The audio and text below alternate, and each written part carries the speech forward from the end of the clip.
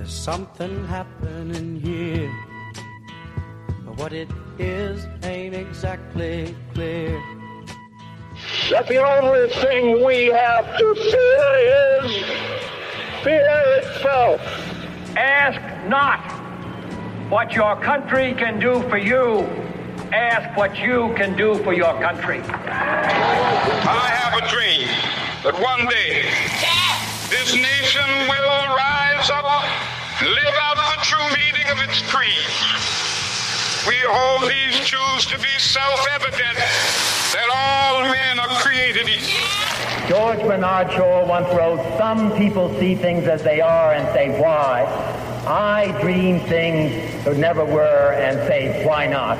There is nothing wrong with America that cannot be cured by what is right with America. Change will not come if we wait for some other person or if we wait for some other time. We are the ones we've been waiting for. The Patriotic Progressive, for truth, justice, and the democratic way. And now your host, Stephen Hanks. You know, folks, I think I'm going to have to add some Kamala Harris debate quotes to that show opener of iconic Patriotic Progressive speeches. Don't you think? There were definitely a lot to choose from that debate this past Tuesday night. Good morning to all of you out there in Sedona and throughout the Verde Valley, listening right now on this September 14th, 2024, through KAZM 106.5 FM and 780 AM Mellow Mountain Radio. Like the announcer said, my name is Stephen Hanks, and this radio show, which is heard every Saturday morning at 8 a.m., is called The Patriotic Progressive, for truth, justice, and the democratic way. And if that sounds a little bit like the intro to the old Superman series, you were actually right, except it was more the American way. And I also want to welcome folks from all over Arizona and around the country who may be tuning into the live stream on mellowmountainradio.com, and anyone who is listening to the podcast version on Apple or Amazon Podcasts, YouTube, or Spotify. So, folks, I'm very excited about my special guest this morning, who will be joining me on the phone in a few minutes. But before I introduce him, as many weekend morning KAZM Mellow Mountain radio listeners in the Sedona and Verde Valley area know, I host another show on this station called Sedona Life with Stephen Hanks, which, by the way, you can hear every Saturday morning from 10 to 11 a.m. A little shameless plug in there. And on that show, I offer a segment called Stephen's Sedona Scene, where I tell my live listening audience about some of the more interesting events happening in the area over the following week. Well, this morning, I'm going to offer a short Stephen's Political Scene, because there are a couple of big events over the next week sponsored by the Democrats of the Red Rocks, otherwise known as DOOR, of which I happen to be a proud member. So here we go. Tomorrow, September 15th, from 1:30 to 4 p.m., DOOR is holding what has become an annual Meet the Candidates picnic at the Hub at Posse Grounds in West Sedona. At this event, you'll be able to hear from a slew of Democratic officials and 2024 Democratic candidates, including Arizona Secretary of State Adrian Fontes, Arizona Congressional District 2 candidate Jonathan Nez, who is a Native American running against Republican Congressman, I hope he can beat, Eli Crane, Yavapai Board of Supervisors District 3 candidate Nikki Check, Corporation Commission candidates Elenia Aguilar, Jonathan Hill, and Joshua Polachek, Clean Slate for Democracy candidates who are running for state legislative seats, Mike Fogel for the state Senate, and Jay Ruby and Marcia Smith for the state assembly. And last but not least, Sedona Mayor Scott Jablow, who in the past July primary was elected to his second term. Tickets are $20 online and $25 at the door.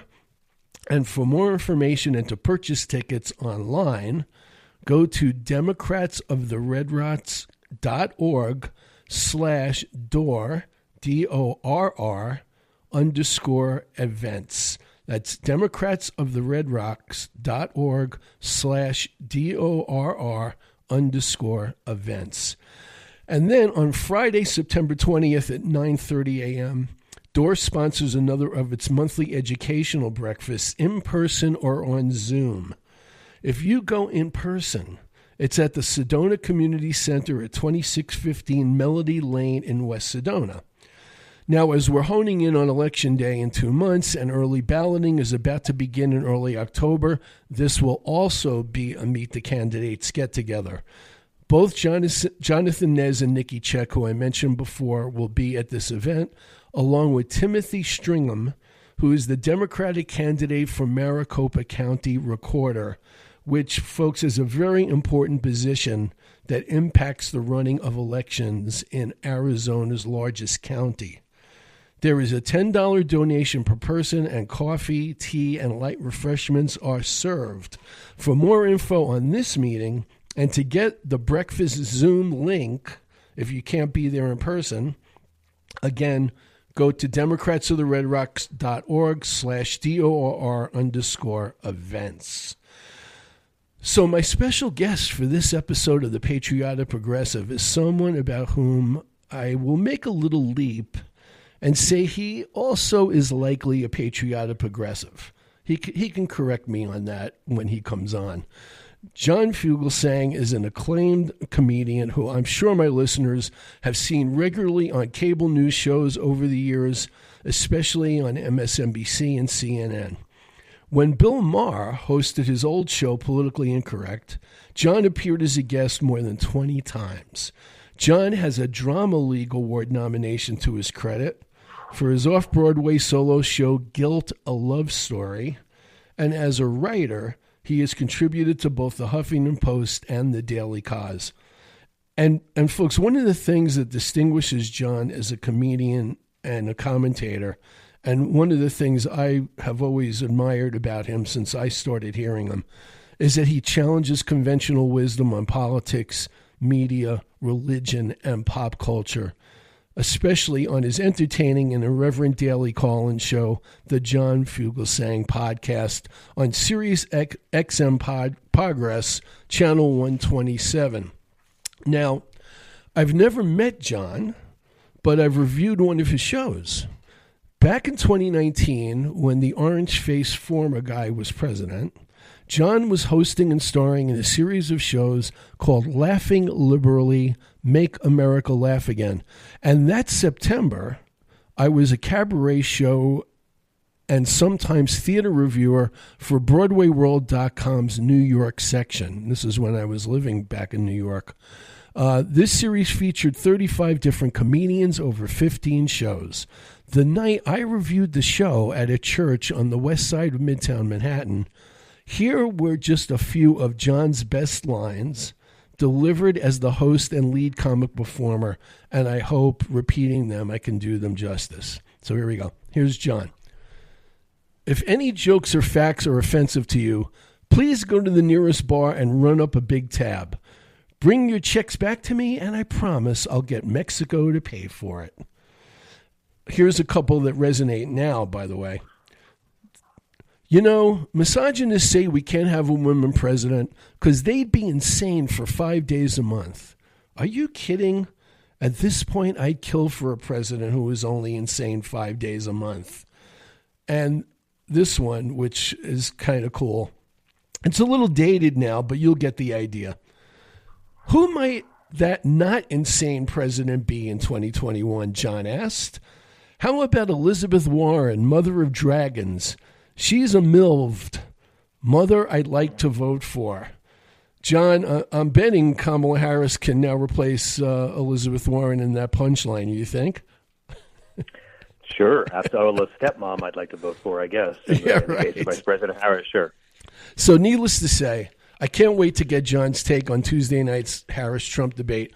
But before we start that discussion, I'd like you to hear a short John Fugelsang riff on Christianity from a February 2024 event called Politicon, because it connects with a subject we've discussed on 2 recent episodes of the Patriotic Progressive, which is the threat of Christian nationalism that has been stalking America for more than 40 years and is basically the underpinning for many of the draconian policies in Project 2025 that extreme right-wing manifesto Republicans will implement if Donald Trump, God forbid, is elected. Here we go.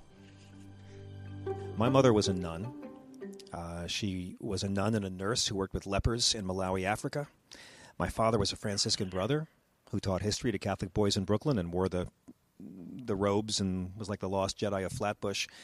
And I grew up admiring Jesus the way anybody admires Mom's first husband. I aspire to be Christian. I aspire to be more Christian. I would not presume to handle that label on myself. Christianity is under attack in America, and it has always been under attack by the same group, people who declare themselves Christians and actively work against everything Christ talked about. Every Christian president who owned people was not Christian. Now, technically, we could split hairs on this on anything and say that no one's Christian for any reason, and I'm of the opinion there's only been one Christian, and he died on the cross, and he was the first innocent, brown-skinned, famous person to ever get the death penalty, because he was. But I think that right now, today, our loudest Christians are the ones who are the most rejecting the teachings of Christ. For a lot of right-wing America, the Bible consists of the book of Leviticus and the book of Revelation, duct tape to the entire Left Behind series. The actual teachings of Christ are ignored.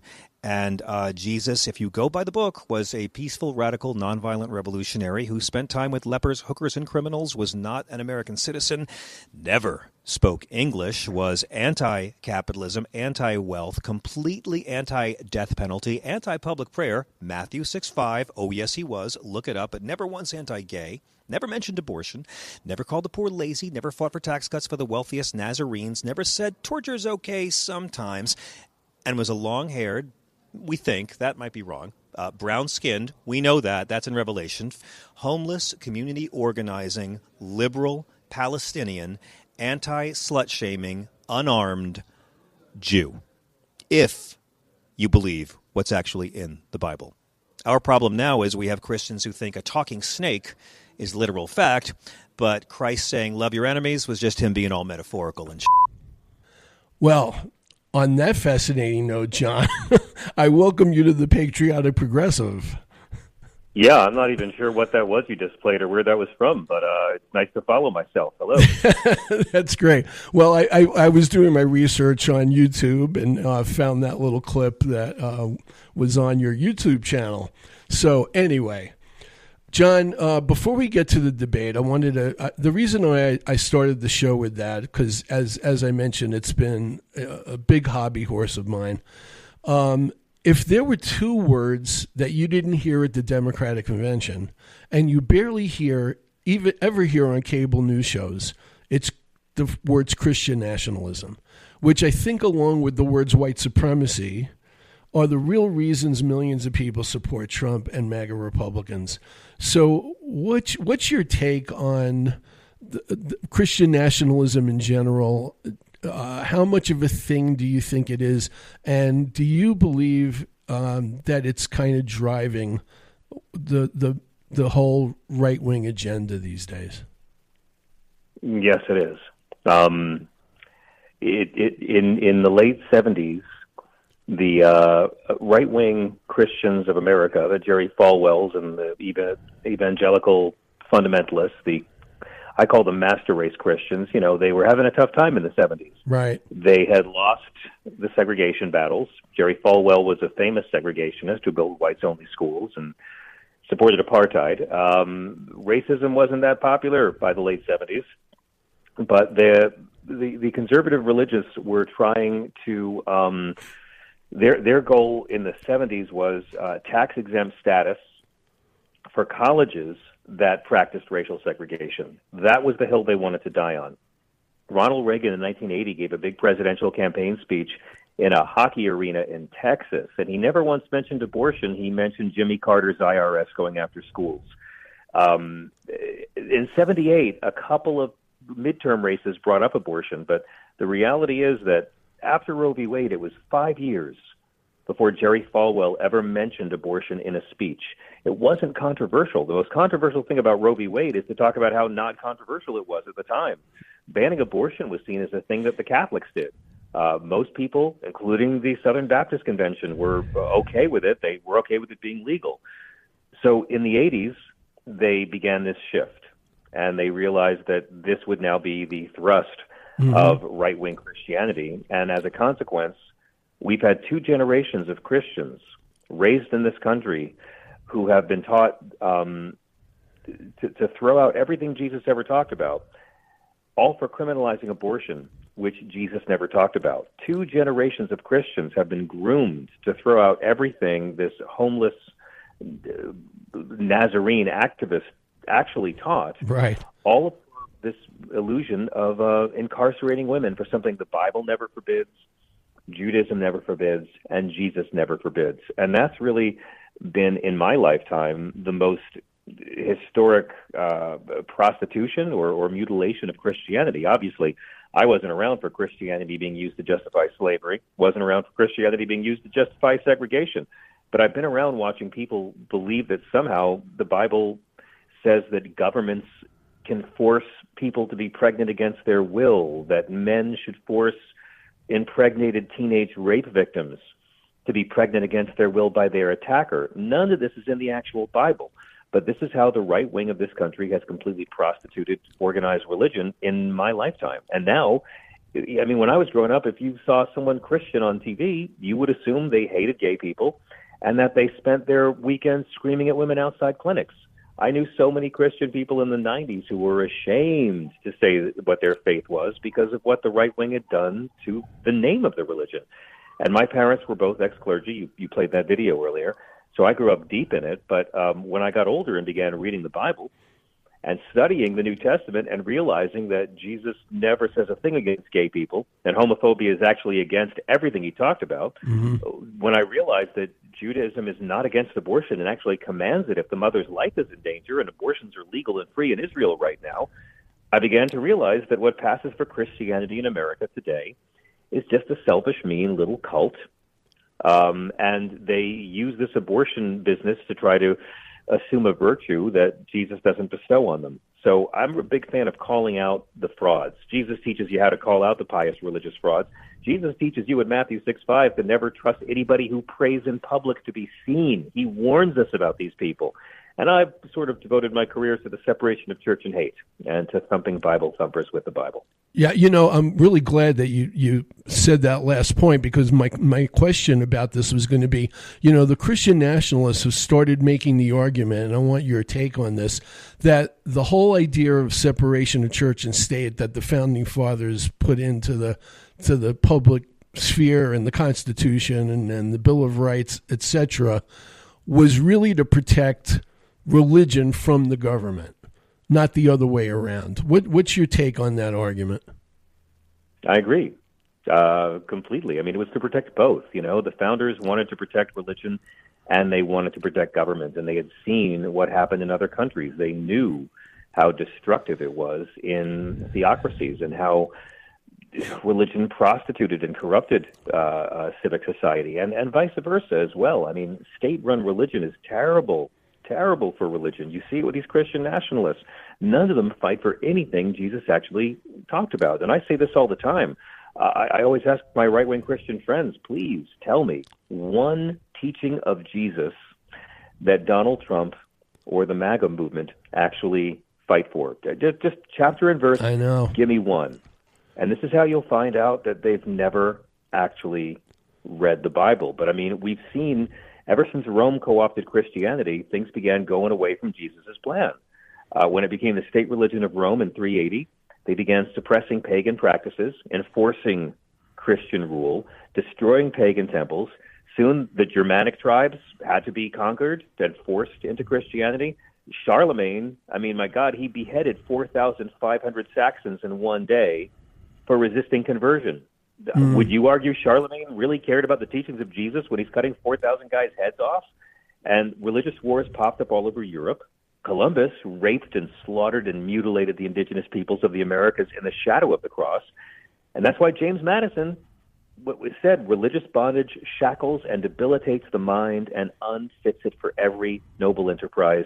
During almost 15 centuries has the legal establishment of Christianity been on trial. What have been its fruits? More or less in all places, pride and indolence in the clergy, ignorance and servility in the laity, in both superstition, bigotry, and persecution. That's the man who wrote our Constitution. Yeah, before we one more thing about this before we start talking about Tuesday's debate. The whole dichotomy of Christian nationalism and white supremacy, you know, back before the Trump-Hillary Clinton election, which I think we all thought that she was going to win. I remember writing an essay about a month before that election saying that even if Hillary won, that the real threat to the country, the real danger, was white supremacy. And recently, I've come around to thinking that Christian nationalism is the bigger threat, and maybe they go hand in hand. I'm trying to figure out, like, I don't know if the Venn diagram is the right phrase, but are Christian nationalists also white supremacists? Do white supremacists need to be Christian nationalists? Do you see any link there that you can put your finger on? They're generally totally separate groups that happen to admire each other's work and have an enormous amount of overlap. I mean, America is the only country on earth. You have to remember this. America is the only country on the planet where our history of Christianity is completely intertwined with white supremacy. Yeah. Nowhere else. And that is, you know, what our founders were not able to deal with. And we're still dealing with it today because it's so easy to manipulate these people who call themselves Christians. I ask them all the time, the Trump supporters, give me one teaching of Jesus the MAGA movement fights for. The number one answer I get is abortion. And then I have to explain the Bible's not against abortion. Jesus is against the death penalty, but the Bible never comes out against abortion. God's actually the least pro-life character in the book. Then they'll say, well, Trump fights for a strong border. And that's when I got to point out that the only law in the entire Bible, the only rule in the entire Bible about immigration or borders is the commandment in both the Old Testament and the New Testament to welcome the stranger. That's it. I mean, you are literally rejecting Jesus' commandment in Matthew 25 to welcome the stranger by supporting Trump. So then the third thing they'll tell me is, well, Donald Trump moved the American embassy to Jerusalem. And that's when I've got to explain Donald Trump didn't do that for God. He did that for Sheldon Adelstein, who gave him $100 million. Right. That was prostitution. And at no point in the Bible does Jesus ever mention the United States of America or where our future embassy should be in the year 33 AD. These people haven't read the Bible. It is their camouflage. They use it to pretend they're good people. In reality, they don't follow Jesus. They don't know Jesus. They haven't read the damn book. And you don't need to believe in the Bible as literal fact to use it against these flock-fleecing fascist frauds and Pharisees. Yeah. You know, you just triggered one more question about this, which is, do you think the reason why the MAGAs are so enamored and in love with Russia is because they view Russia as a Christian nationalist white supremacist state? No. They like it because they've been told to. That's it. Yeah. They've been told to. When I was a kid, they hated Russia because they've been told to. Russia was just as white and just as nationalist as they are now, back when we were kids. No, they do as they're told. They are followers. Gotcha. And they are easily manipulated with flags and babies and references to Bibles. Yeah. So, no. I mean, in reality, you can see why they love Russia. No immigration. Right. You know, extremely white. And, you know, I wouldn't call them a theocracy, but Putin keeps the Plutarch on hand just as his pet religious authority to sanction every war and murder Putin commits. Not to mention very anti-gay, which is a big one. Extremely anti-gay, yeah, which again is a complete rejection of Jesus' teachings. I always ask them, please tell me what part of the Bible that you follow and obey says that being gay is a sin. And they'll quote Leviticus 18, where God says to Moses, you shall not lie with a man as with a woman. That's an abomination. The problem is they don't believe in Leviticus. They don't believe in it because Leviticus 20:10 demands you stone adulterers to death. So I'll let the Secret Service knowing you're coming to Donald Trump's house with some rocks.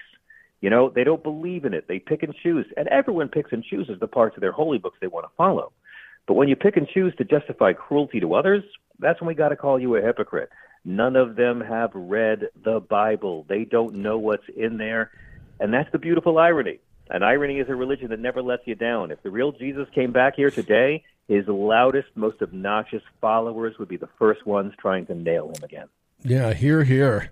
Amen. So on my show last Saturday, I said that the crazy positive momentum of the Harris campaign would take off even more after the Tuesday night debate, when Trump completely would humiliate himself against Kamala, and that the only question after that debate would be how much Harris gains on Trump in the post-debate polling, which is already starting to show up. So the floor is yours.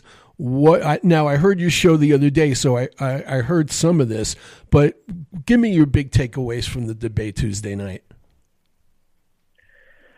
Grandpa, close your bathrobe. There are people here. That's my takeaway. Grandpa, put that back in your pants. We're at the bus stop. That's my take on the debate. I mean, you know, there's a lot of speculation over whether Donald Trump's had Ozempic.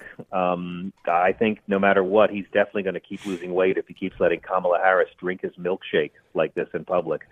You know, it was beautiful. It was one of the best debates I've ever seen. It was one of the most interesting debates I've ever seen. I hope a lot of media start apologizing to Joe Biden for what they said about his performance last June. Oh, I know. Yeah. You know, and I mean, it's everything people who already know about Trump seeing about Trump, and it was that much harder for our right-wing friends to hide their eyes from the truth and pretend that this man is something he's not. It was beautiful. I don't know if it's going to be enough for her to get ahead in the polls. You know, I don't think you can separate the white supremacy from this guy. Right. He began his campaign with a racist smear that the first black president wasn't really one of us. And I'm at a point now when I debate these people that I have to save time and begin every debate by asking, where was Barack Obama born? Because so many of them still won't answer that question honestly. They are more loyal to Trump's lies and racism than they are to objective fact. There was never a debate where Barack Obama was born. There was never a doubt. There's always been a birth announcement in 1961 in the Hawaii newspaper. There was never a question where he was born. There was only a racist lie that the black guy wasn't one of us and might be a Muslim. So, you know, I ask people this question all the time, and the answers I get are like, well, he claims he's from Hawaii. I don't know where he's from. It doesn't matter. Why is it relevant? I don't care where he's from. They still, his birth certificate says Hawaii, and I'll take him at his word. They can't come out and just say he's American. He's born here.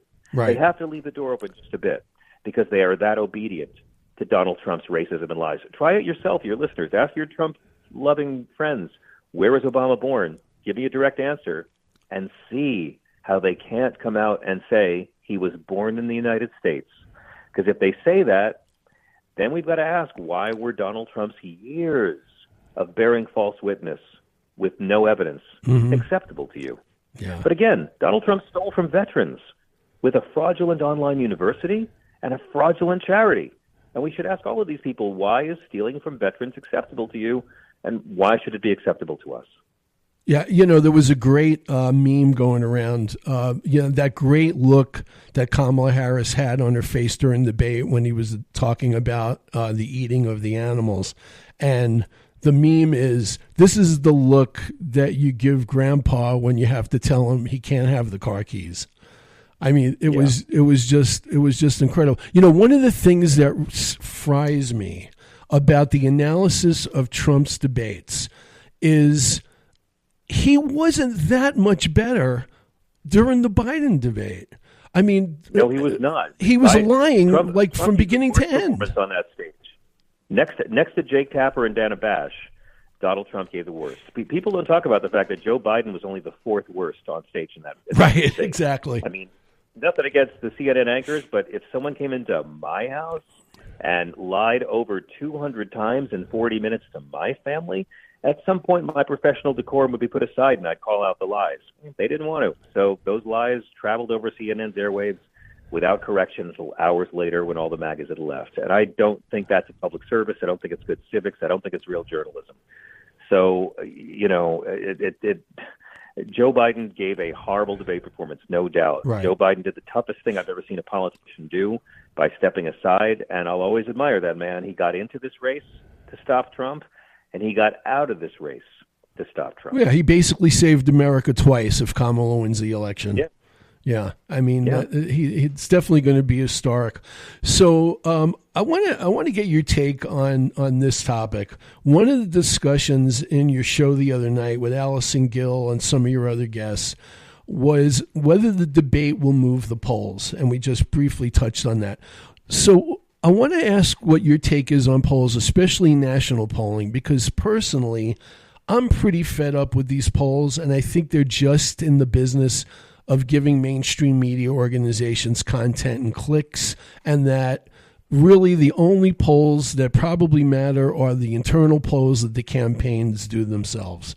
What's your whole take on the poll situation? You know, I mean, I'm of a mixed mind on it. I mean, I respect the argument that the models and the sampling are consistent, that any decent poll will talk to liberals, Democrats, Republicans, independents. Like they'll get a sampling of voters. They'll talk to, you know, we talk to 1,000 Trump voters and we talk to 500 Democratic, but whatever they do, like they'll give the demographics they sample. So in that sense, you can say it's valid. The problem I have with it is there's only two kinds of people who are polled. People who answer their landline phones and people who answer their cell phones when they don't know who's calling. Right. So while the polls may have a good sampling of different types of Americans, I don't know if the polls have a very accurate sampling of all Americans because their sampling is chosen from Americans in those two groups. When you hear most polls talk about Democrats or Republicans, they're talking about Democrats or Republicans who answer landline phones and who answer the cell phone when they don't know who the caller is. And I'm not necessarily sure that that's the most reliable indicator of where America's at. Well, who's going to answer landline phones now other than, you know, senior citizens, right? Yeah, well, they do different age demographics. I mean, you look at polls, and some of them, you know, check for the ages they sample, and I always find that very interesting because I don't know how they get a ton of under 30s for landline polls. So, you know, I'm a fan of discussing them, but after 2016, you know, I don't know what we can do anymore with polling. And we also have to realize that a lot of people lie to pollers. A lot of people are embarrassed to say they vote for Trump or embarrassed to say they're not voting for Trump. Yeah, you know, one of the great things about political comedians is, and this goes all the way back, and I would like to get your take on who your political comic idols are. I'm sure it's not that difficult. I mean, I'd be surprised if George Carlin wasn't one of them. But I wanted to get into this conversation about labels with you. 10 years ago, here's a quote that I found this is actually on your website. It's a great quote. I wanted to repeat it so we could get into a conversation about this. So here's your quote. 10 years ago, I was called a liberal because I supported gay marriage and medical marijuana while opposing the Iraq invasion and Bush's economic plan. It turns out I was just prematurely mainstream. Wednesday on your podcast, you said it took 15 minutes for Man Baby to call Kamala Harris a Marxist. I am so done with political labeling, whether it's progressive, liberal, conservative. I mean, these labels to me really have no meaning anymore. And again, I think they're just shorthand words for the media to be able to crystallize concepts, and now they're all used to attack people. Like, what's your whole view on political labeling? I mean, it's not going away, so I understand your frustration with it, and very often it's unfair. But I mean, I just think people should know what words mean if they're going to use them. If you're going to call someone a Marxist, you should demonstrate that you know what that word means. Exactly. You know what I'm saying? Yeah. So, you know, and again, I don't know. I mean, you know, there's separate groups. I mean, we have 5 real political parties in this country. We have the liberals, the Democrats. We have 6 political parties. You have the liberals, the Democrats, the conservatives, the Republicans, the apathetic, and the independents. Mm-hmm. I mean, you know, so we're always going to keep on coming up with different names for our various factions and tribes. I don't think that's ever going to change. Yeah, and one of the reasons why I'm calling my show the Patriotic Progressive, and you can imagine how thrilled I was with the Democratic Convention focusing on patriotism, is to just say to people, progressive is not a negative concept, and progressives can be patriotic. I mean, the whole idea of the word progressive is about progress, which is what Kamala is basically talking about. But the problem is with fascism, right-wing Americans, they don't like America. They like their idea of America. They believe that real America is the concept that exists in their minds and hearts of what America should be. They don't like the actual America. And that's very important. Progressives love real America with all of its problems, and they're fighting to try to solve it. Conservatives love their imaginary America, and they'll punish real America for not living up to the standards. Like a guy who spends all of his time looking at porn and judges real women based on the standards of the women in porn. That's how conservative folks very often feel about America and our democracy. You're not as good as my fantasy. Yeah, absolutely. What scares you the most about Project 2025, if not all of it, but any specific things that jump out at you as being the most dangerous? That none of it's new. And this is what the Heritage Foundation's always done. Right. I don't even call it Project 2025. I call it Comps 2025 at this point. The most scary thing about it is that Donald Trump is only the hood ornament on the car. When Donald Trump is gone, the agenda will still be there. Donald Trump has used these people and their policies to get power, and he's trying to use them now to stay out of jail. But these people have used Donald Trump to get their judges approved. Absolutely. They've used him just as hard. Yeah. So it's the same thing with Bush. When I don't know if people remember George W. Bush and Dick Cheney, but they were the worst presidents of my lifetime, worse than Donald Trump, 1 million Iraqis dead, a housing crash, a worldwide recession, an economic crash here in the States. And when they left, everyone said, well, that's the end of the Republican Party, but it wasn't. In fact, when they left, Bush and Cheney took all the blame for all their awful policies, and all the Republicans who propped them up were still there. When Donald Trump left and took all the blame for January 6th, all of those morally mediocre fake Christian Republicans in cheap suits who voted the night of January 6th to not certify our election, they stayed right there in the halls of power. We keep talking about the thugs in MAGA hats who tried to end our democracy that day. We're still not talking about the thugs in bad suits who tried to end our democracy that night.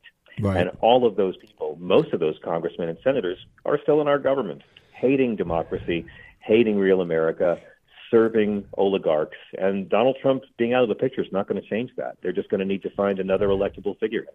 I want to go one step back on the whole, George Bush thing.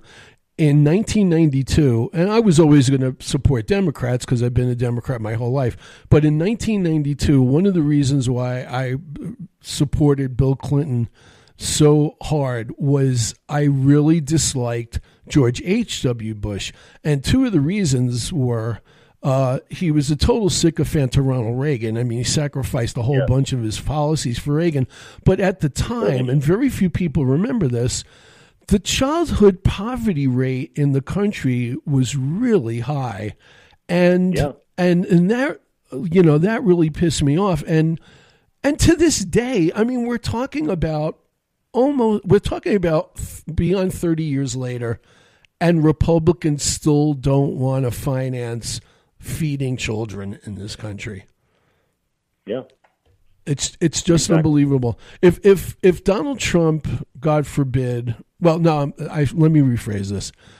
If Kamala Harris wins the election, which I think she will, what do you think is the next step on what happens with the Republican Party? Do you think it will take like a whole nother election cycle for them to get their act together and try to become normal again, or will there be an internal civil war? It's really hard to say because on the one hand, when Bush left office, everyone said Republicans are done, and then they found another, the low information voting monster that Dr. Frankenstein created found another Dr. Frankenstein it liked better. Right. So they're going to keep on trying to find another strong man who can rule the party, and it's going to be quite a blast watching Ron DeSantis and Mike Flynn, Nikki Haley exhume themselves for 2028. it's hard to say. I think we have to remember that we have no way of predicting the Republican hate machine industry that'll spring up around Kamala Harris and Tim Walz. The Kamala Harris hatred industrial complex will be greater than what Hillary Clinton and Barack Obama and Joe Biden face. You know, anti-Joe Biden merch, we don't talk about this enough. I say God bless everyone who mortgaged their life savings on Let's Go Brandon shirts, you know, and all these horrible men with Hunter Biden dick pics on their hard drive. Good for them. That's great. But at the end of the day, Joe Biden hatred merch doesn't sell as well as anti-Obama merch or anti-Hillary merch sold because he was an old white man. You've got a brown-skinned woman. It's going to bring all the factions of the Republican Party together. Kamala Harris could unite all of these people because she's a woman, she's non-white, she's married to a Jewish man, and she's intelligent who thinks for herself. This will outrage all the people who voted for Bush Cheney, all the people who voted for Donald Trump. So once Trump's out of the picture, it might be easier for the Republican Party to find their footing. They'll still say fascist, and they'll still be ruled by oligarchs who manipulate working people because that's what conservatism is. The hardworking Confederates will always be suckered into fighting and dying for the wealthy, comfortable plantation owners. That's the racket we've witnessed our entire lives in this country. So I don't know. I don't think she's going to have an easy time of it. I think that, you know, trying to destroy her and hatred for her will be its own industry. And we'll see how it plays out. You know, the worst thing people can do is vote D and then check out for the next 4 years. When you vote Democrat, and I'm not a Democrat, I've never belonged to a party, but I think the only thing I've ever seen that works is voting Democrat and then holding their feet to the fire and kicking their butts every day. That's the only thing I know of that works. Yeah, well, if Donald Trump was a reaction to Barack Obama's presidency, and of course he was, I can only imagine what their reaction is going to be to a black woman in the White House. Exactly, but they don't have anyone with their own built-in fan base and the kind of, you know, reality TV skills that Donald Trump had. Like we saw it. We saw this pathetic display of Ron DeSantis trying to be Donald Trump. And, right. You know, Donald Trump has a charisma that you can't fake, and these people tried to fake it and they couldn't. J.D. Vance can't fake it. Imagine J.D. Vance in a vicious hate match against Ron DeSantis. That gets me excited for 2028. I think J.D. Vance is actually more polished than Ron DeSantis is, though, if that's possible. But, you know, do you think anything would, if something happens in this election, like let's say Florida goes to Harris, and I know it's a long shot, but polls, and I shouldn't bring up polls. Not a long shot. Not a long, I know. You don't expand your operation in Florida in September unless you think there's really a chance to win. Right, but if Florida does go for Harris, do you think that could be like the tipping point in how the Republican Party reinvents itself? Just losing a state like that. No, I think you know, the biggest change for the GOP will not be Donald Trump finally being defeated for a third time with a popular vote, because let's not forget the American people have voted against him twice. They will vote against him a third time. It's going to be the fact that Roe v. Wade is finally overturned, and now they're stuck. They are not going to have that to be their automatic vote generator. For my whole life, Republicans have had three things, right? The gays, abortion, and the immigrants. And those things have got them elected. Well, the gays doesn't really work anymore. And Donald Trump has realized abortion doesn't really work anymore. A lot of Republicans haven't realized it. Mm-hmm. So all they're going to have is hatred of brown people. All they're going to have is the undocumented people, the Christian refugees at our southern border. And I think the greatest failure of Democrats is, maybe the whole system is indicted in this hypocrisy, but the only reason they cross our southern border is because guys like Donald Trump give them out jobs. Donald Trump is the only person running who has hired illegal aliens in 2 different centuries because he doesn't like paying American workers a living wage.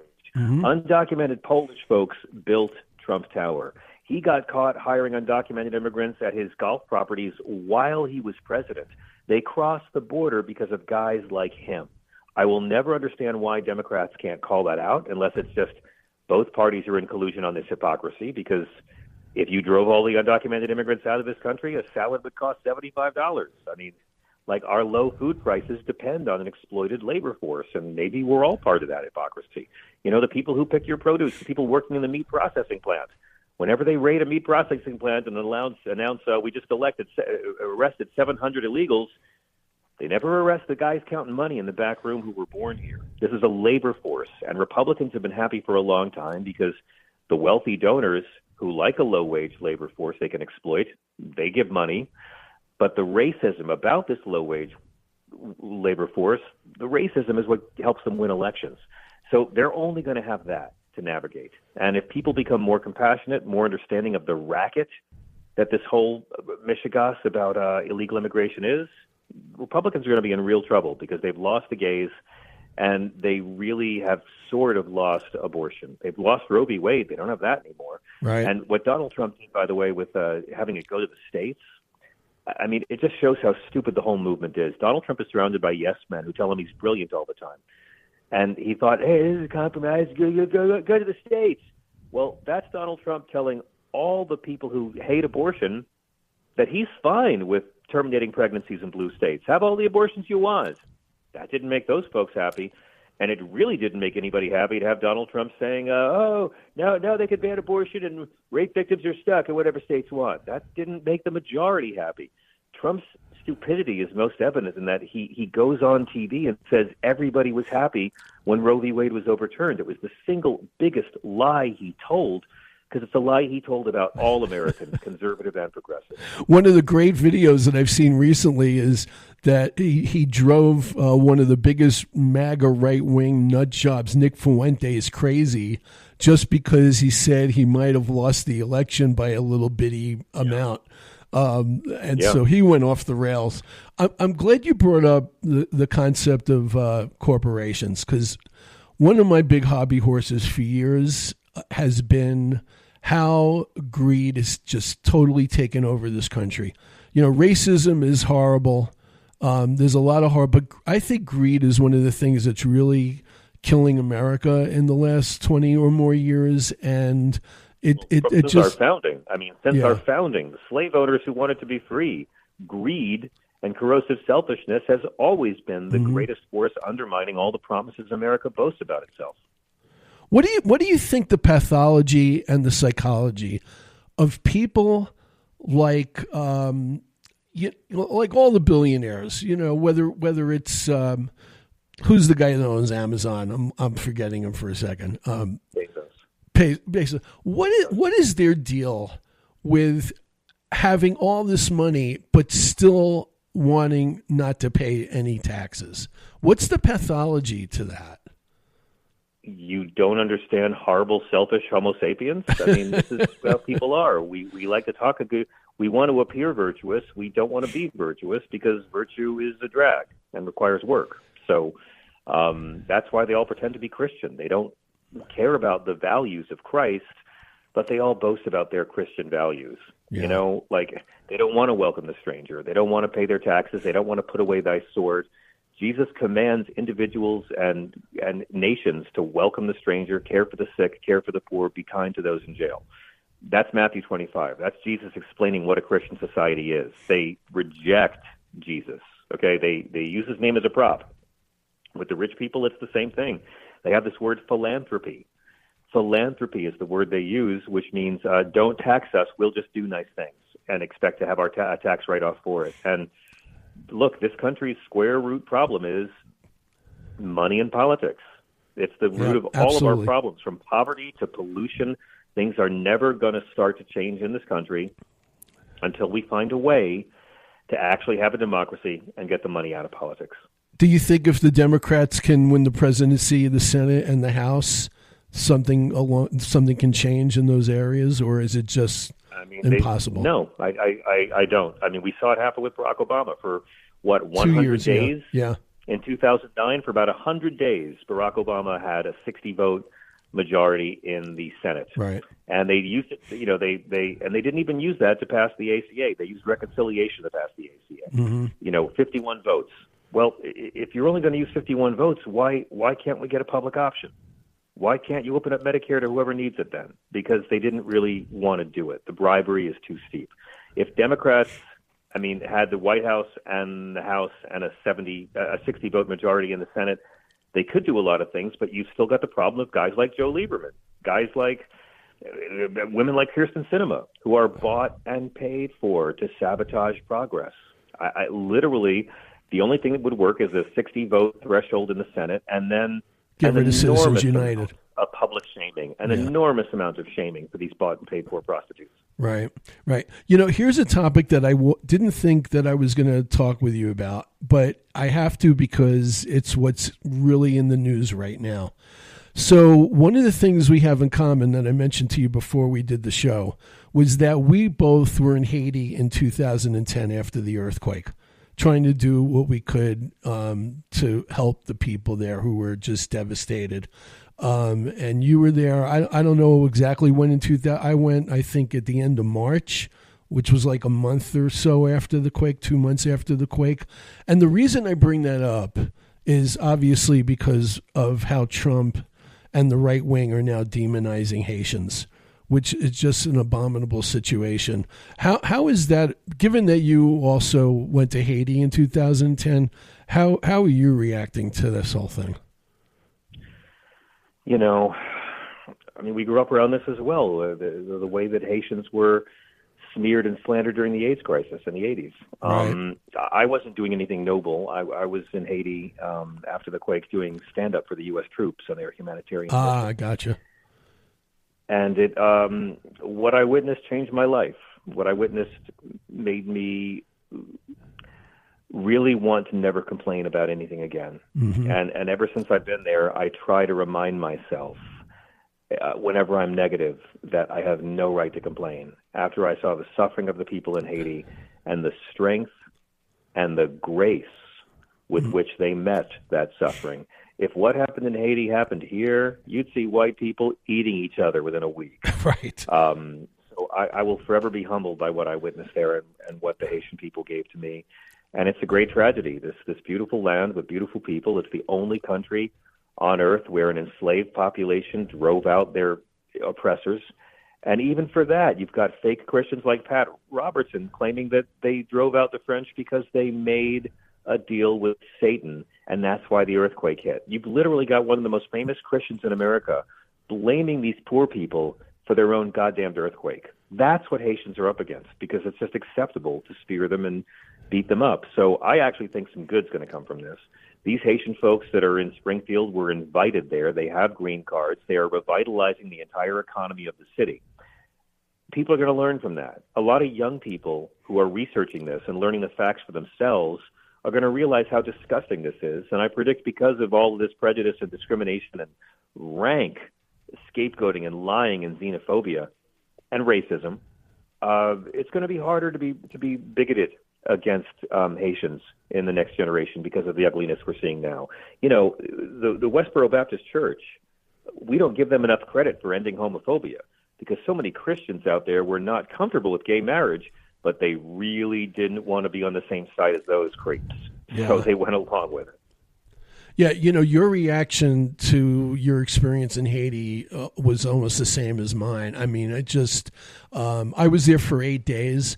And when I got back, I wrote an essay about it, which I've just updated and posted on my Substack page, because I've just been so outraged by what's being said about Haitian immigrants right now. And what's your feeling about why we haven't, the American government, forget about Trump, wouldn't have done anything, but when Democrats have been in the White House since 2010, Obama, Biden, that we haven't been able to do more to get Haiti back in shape? What's going on there? Well, we haven't been able to do more to get rid of homelessness here. Yeah. There's no money in helping the poor. Right. There's no money in helping the poor. I mean, look at Palestine. There's no money in helping poor people. So you find a way to help people get rich off of helping the poor, and you'll see homelessness go away pretty quick. I keep wondering, when are we going to be able to refer to Haiti as, you know, an emerging market and just encourage foreign investment in there? When I was in Haiti, I saw people selling things all over the sides of the roads, and the soldiers who were escorting me explained that Americans donated all this stuff. It got dropped off on the docks. People ran and opened up the boxes and were selling it on the road the next day. my first reaction was, well, that's unfortunate. And the soldiers said, no, this is how they're stimulating their own economy. We send this stuff as donations. The Haitians take it and just try to sell it to each other, and that's actually how you stimulate growth economically. And I'm like, God, that's what these folks are up against. Yeah. I don't know how you get foreign investment in Haiti until there is some kind of domestic tranquility and a lack of violence. And with all these gangs roaming the country, I don't know how it's going to happen.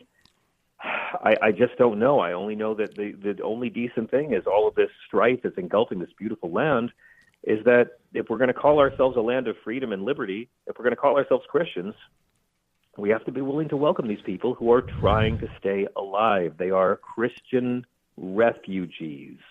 And I don't call them undocumented workers anymore. I call them Christian refugees because I want to shame just the right people. Yeah.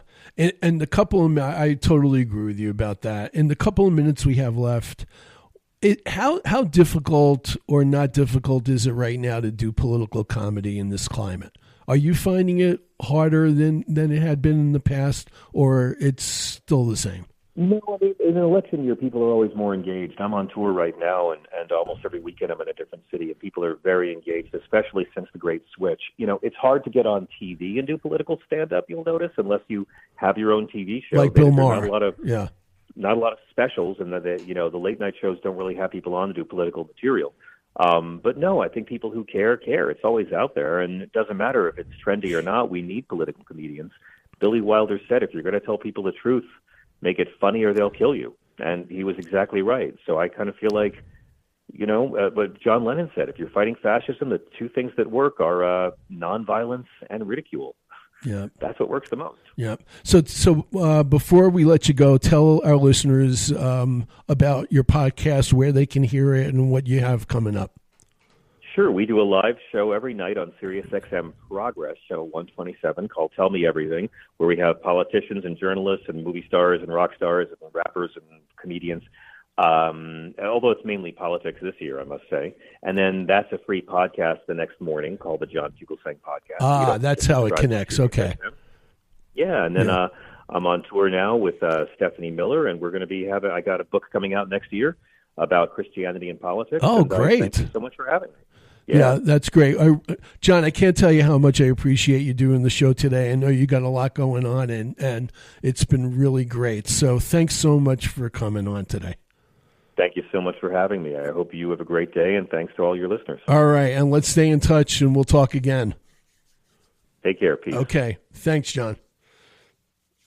Well, my friends, there you have it. That was John Fugelsang, who is just a terrific comedian, political comedian, commentator, writer, does a great podcast, and you should definitely listen to it. Just go wherever you get your podcasts, queue up the John Fugelsang podcast, and you'll find it there. He's on every day. Well, my friends, wow, that was it for the Patriotic Progressive Show on KAZM Mellow Mountain Radio. Many thanks, as always, to my producer in the booth, Ryan Thompson. Please tune in again next Saturday morning from 8 to 9 a.m. when we'll again dive into the political scene, both nationally and locally. And remember, you can live stream our show on mellowmountainradio.com and hear the podcast version on Apple, YouTube, Spotify, and Amazon Music. And at 10 a.m. this morning, please tune in to Sedona Life with Stephen Hanks, our local lifestyle show, when the subject will be about sustainability in Sedona and people who are doing a tool lending library. They're involved in a tool lending library in Sedona. And my special guest will be Professor Frankie Reamer and Peggy Chaikin, who are very active in the Sedona area, both politically and with climate issues. Also, you can tune in to both shows on KAZM Mellow Mountain Radio. Thanks for listening to the Patriotic Progressive for truth, justice, and the democratic way. Have a great week, everyone.